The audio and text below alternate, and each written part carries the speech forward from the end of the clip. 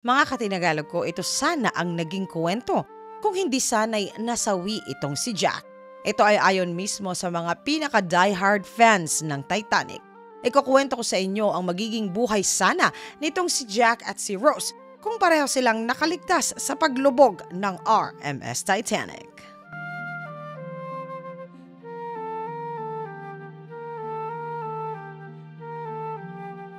Nang ika-4 ng Abril ng taong 1912, sa unang paglalayag ng barkong RMS Titanic, nakasagupan nito ang isang iceberg na siya namang kumayas sa isang bahagi ng barko na naging sanhi naman ng paglubog nito. Sa orihinal na kwento ay nailigtas si Rose, ngunit si Jack ay nasawi dahil sa lamig ng tubig. Ngunit ito naman po ang sana ay kalalabasan kung parehong bida ng pelikula ay nakaligtas. Taong 1912 matapos na makaligtas ay matagumpay na nakapagtago ang dalawa sa barkong nagligtas sa kanila. Ito ay ang RMS Carpathia. Ito ay dumaong sa Amerika at agad na umalis ang dalawa. Napadpad sila sa isang malayong nayon kung saan binigyan naman sila ng maliit na lupain doon upang doon sila ay makapagsimula ng buhay nila na dalawa. Doon itinayo nila ang kanilang maliit na tahanan. Nagtayo sila ng maliit na hardin upang kanila ay mapagtaniman. Taong 1914, sa panahong ito, nagpakasal si Jack at itong si Rose sa harap ng kanilang mga kanayon at nanghako sila na mamahalin ng isa't isa habang nabubuhay sila. Pumunta sila sa kabilang estado upang mag-celebrate ng kanilang punot gata. Sa parehong taon nagsimula si Jack na ibenta na propesyonal ang kanyang mga ipininta na larawan. Sa taong ding ito isinilang ang panganay na anak nila ni Rose na pinangalanan nila na si Irene Dawson. Taong 1916, napilitang magpalista si Jack bilang isang sundalo sa unang digmaang pandaigdigan. Sa pag-alis ni Jack, nahulog sa depresyon si Rose dahil na rin sa labis na pag-aalala sa kabiyak na si Jack nang mawalay ito sa kanila na mag-ina. Taong 1918, napawi lamang ito nang matapos ang digmaan at sa wakas makauwi sa kanilang mag-ina nang ligtas ang kanyang pinakamamahal na asawa. Napawi na rin ang depresyong nadarama nitong si Rose sa pagbabalik ni Jack sa kanya. Taong 1920, pumasok si Jack sa eskwelahan ng mga artist at ganap na ito na naging profesional na isang pintor. Sa panahong ito, si Rose ay nagdiwang ng kanyang ika-25 na kaarawan. Taong 1921, isinilang ni Rose ang kanilang ikalawang supli ni Jack at pinangalanan nila ang sanggol na si Henry Dawson. Nang taong 1923, nang namimili ang mag-asawa, ay napanalunan nila ang tiket sa barko sa RMS Franconia. Ito ay ang unang pagkakataon na muling sasakay si Rose sa isang barko upang maglibot muli sa malawak na karagatan. Labis man ang takot ay sinigurado ni Jack sa kanyang may bahay na hindi nito hahayaan na may masamang mangyari sa kanya. Katulad ng pangako nito sa kanya nang makaligtas sila sa sakuna ng RMS Titanic. Naging maayos naman ang paglalakbay ng mag-asawa. Taong 1923, nakabili si Rose ng isang maliit na tindahan. Sinopresa nito si Jack. Ito ay ang bagong magiging studio niya at tindahan na rin ng mga ipiniipinta niya na mga obra.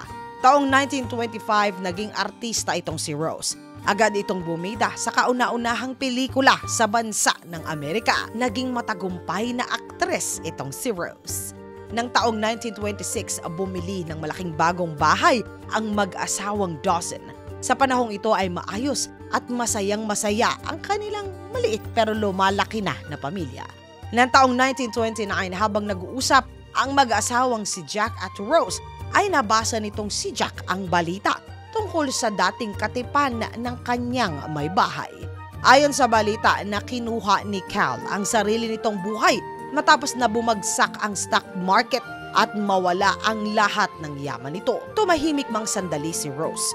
Ngumiti lamang ng matipid si Jack at sinabi sa kanya, "Panapanahon lamang nga yan, hindi ba?" Taong 1934, ipinagdiwang ng mag-asawang Dawson kasama ng kanilang mga supling ang ika-20 taon ng kanilang pagiging mag-asawa. Dito inilahad ni Jack at Rose sa kanilang mga anak ang kanilang karanasan sa paglubog ng RMS Titanic. ang dahilan kung paanong sila ay nagkakilala bago pa sila ay naging mag-asawa. Tumayo si Jack at muli nitong inaya si Rose upang sila ay magsayaw. Katulad ng kanilang unang pagsasayaw sa barkong Titanic, tila ba nanariwa muli ang alaala ng nakaraan. Ang amoy ng karagatan, ang lamig ng hangin at tugtugan, at higit sa lahat ang kasiyahang pareho nila na naramdaman. Nang taong 1938, inihatid ni Jack ang kanyang panganay na anak na itong si Irene sa altar.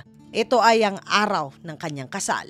Ngunit pagpasok ng taong 1945, dahil sa sigalot, pumutok ang ikalawang digmaang pandaigdigan.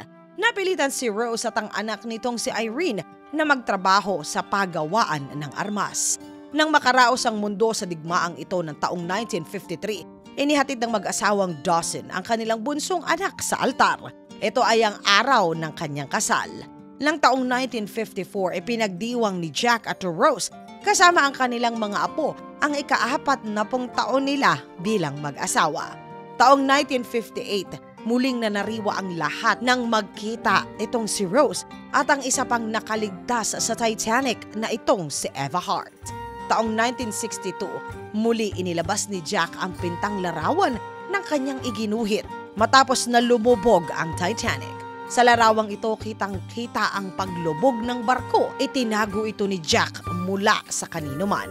Ayon sa kanya na sariwang-sariwa pa sa kanyang alaala ang naganap ng gabing iyon. Ang dahilan kung bakit kahit na matanda na ay masayang-masaya pa rin naman siya. Dahil si Rose ay habang buhay niya na nakasama. Noong taong 1967, isinapubliko ang kwento ng mag-asawang Dawson. Kasama na ang lahat ng kanilang naranasan, maging ang kaganapan ng gabi na lumubog ang barko. Noong taong 1974, pumanaw si Jack sa edad na 84 na taong gulang. Palihim na inilabas ni Rose ang Heart of the Ocean at inilagay sa bulsa ng damit na suot nitong si Jack. Sabay ibinulong nito sa kanyang asawa. Dadalhin mo, Jack, ang alaala at puso ko. Taong 1995 nakuha ang pintang larawan naman nitong si Rose sa ilalim ng Titanic. Sinabi ni Rose na kasamang lumubog ng Titanic ang Heart of the Ocean. Ngunit ibinahagi ni Rose ng buong buo sa buong mundo ang kwento ng pagmamahalan nila ni Jack Dawson.